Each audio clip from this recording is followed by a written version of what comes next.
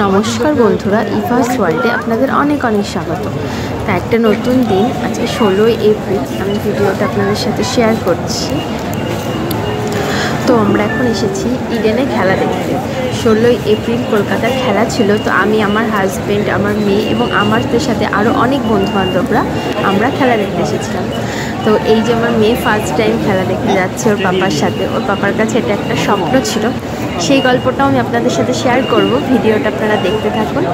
তো এই যে ওর হাতে টিকিটটা দিয়ে দিয়েছে, যার যার টিকিট তার হাতে দিতে হবে, নাহলে এখান থেকে যাওয়া যাবে না। তো ও আগে গিয়ে দাঁড়িয়েছে, ওর পাপা আমি পেছনে।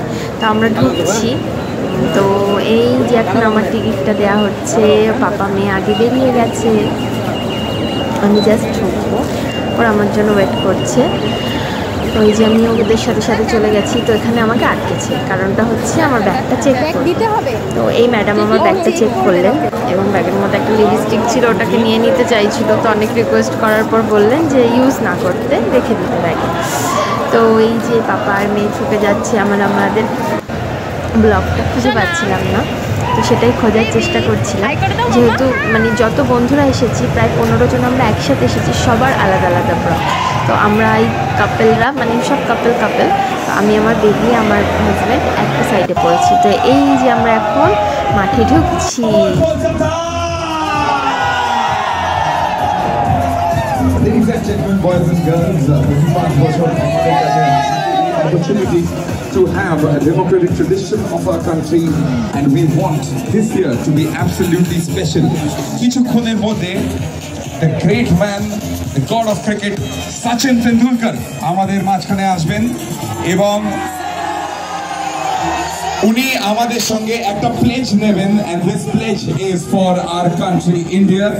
যখন এই প্লেজটা আমরা দেব, তো এখন আমরা আমাদের সিটটাকে খুঁজছি, ওর পাপা খুঁজছে। তো সিটটা খুঁজে পেয়ে গেছে এবং বসে গেছে। জাস্ট মাঠটাকে দেখুন, দারুণ লাগছে। মাঠের ভেতরে একটা গম গম ব্যাপার থাকে, যেটা আমাদের দারুণ লাগে, মনটা একদম অন্য রকম হয়ে যায়। তো এখানে অনেক প্লেয়াররা ছিলেন, ইভার পাপা আমাদেরকে দেখালেন। এবার আমি একটু পোজ দিয়ে নিলাম।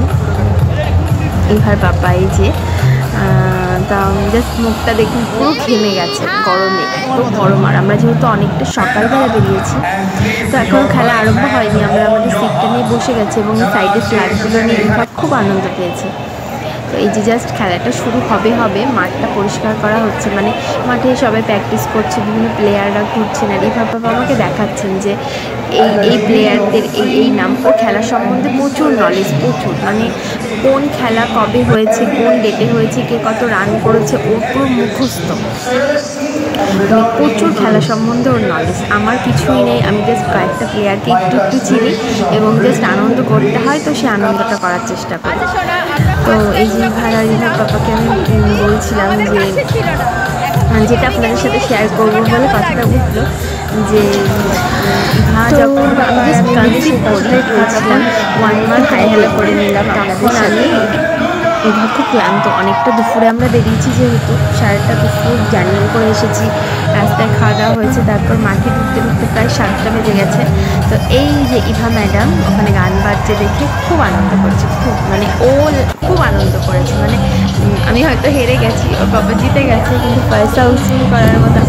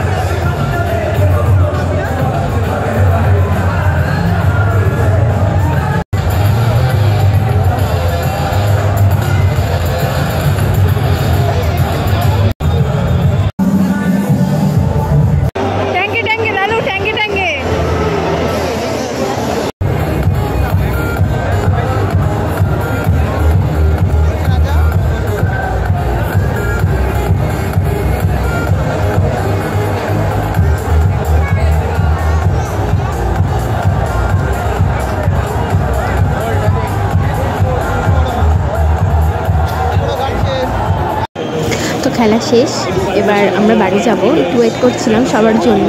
তো এই যে আমার দেওর অন্য সাইডে ছিল, তোর সাথে আমার হাজব্যান্ড কথা বলছিল, আর আমি এই যে মাঠে সবাই বেরিয়ে যাচ্ছি, তার জন্য আমরা ওয়েট করছিলাম। যেহেতু আমরা বাচ্চা নিয়ে এসেছি, একটু ফ্রি হয়ে বেরোতে যাচ্ছিলাম, প্রচুর ভিড়।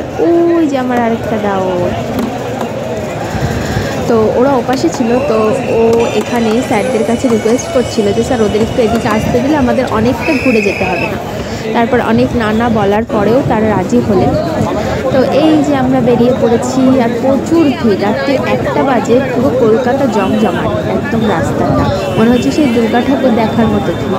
তো বেবির পাপা কাঁধে তুলে নিয়েছে, আর আমি সেটাই স্মৃতি করে ওর লাইফে রেখে দিলাম। ও যখন অনেক বড় হয়ে যাবে তখন দেখবে যে ওর বাবা ওকে কত প্যাম্পার করেছে। মানে আমার লাইফে দেখা সেরা হাজব্যান্ড আর সেরা মানে বাবা হচ্ছে আমার হাজব্যান্ড। মানে ওর মতো বাবা আমি কাউকে দেখি, এত বেবিকে প্যাম্পার করতে পারে, আর আমি যাতে ফ্রি থাকি সেই চেষ্টাটাও এতটাই করে যে ওর কাছে আমি কৃতজ্ঞ। মানে এই কৃতজ্ঞতা আমি কোনো কিছু দিয়ে ওর পূরণ করতে পারবো না, বা আমি করতেও চাই না। কিছু কিছু ঋণ রেখে দেওয়া ভালো, কিছু কিছু ঋণ পূরণ করলে সেই ঋণের আর দাম থাকে না। তো ওর এই ঋণটাও আমার কাছে ঋণই থাক, আমি খুব প্রাউড ফিল করি। মানে ওর মতো বাবা আমি দেখিনি।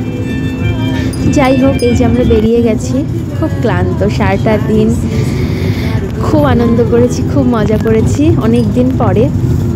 তো শরীরটা খুব ক্লান্ত এখনও। আমার বাবা বারবার বলছে যে তুমি একটু ঘুমাও, আর আমি একটুখানি ভিডিও করে নিলাম আপনাদের সাথে শেয়ার করার জন্য।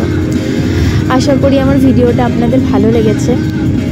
যদি ভালো লেগে থাকে একটু লাইক, একটু কমেন্ট আর একটু শেয়ার করবেন। আপনাদের কমেন্ট আমাকে অনেক অনেক মোটিভেট করে। আমি চেষ্টা করব আরও নতুন নতুন ভিডিও দেওয়ার, যদিও বা দিতে পারছি না, কিন্তু তবু চেষ্টা করব। Good night.